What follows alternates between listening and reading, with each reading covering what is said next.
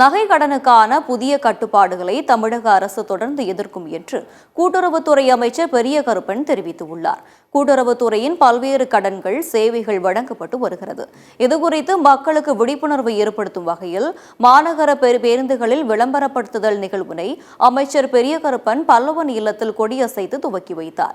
இந்த நிகழ்வில் கூட்டுறவுத்துறையின் செயலாளர் சத்யபிரதா சாஹூ, பதிவாளர் நந்தகுமார் உள்ளிட்ட அதிகாரிகள் கலந்து கொண்டனர். இந்த நிகழ்ச்சிக்கு பின்னர் செய்தியாளர்களை சந்தித்த அமைச்சர் பெரிய கருப்பன் கூட்டுறவுத்துறை கடன்கள் குறித்து முதற்கட்டமாக சென்னையிலும் பின்னர் மற்ற நகரங்களிலும் உள்ள அரசு பேருந்துகளில் விளம்பரம் செய்யவும் திட்டமிட்டுள்ளதாக கூறியிருக்கிறார்.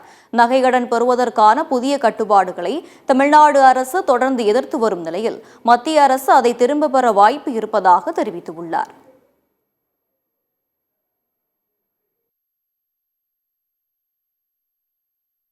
இதெல்லாம் பொதுமக்களுக்கு இந்த துறையின் சார்பில் நடைபெறக்கூடிய திட்டங்களை எல்லாம் பொதுமக்களுக்கு கொண்டு போய் சேர்க்கின்றோம். முதல் கட்டமாக பரிட்சார்த்தமாக இப்போ சென்னையில் தொடங்கி இருக்கிறோம்.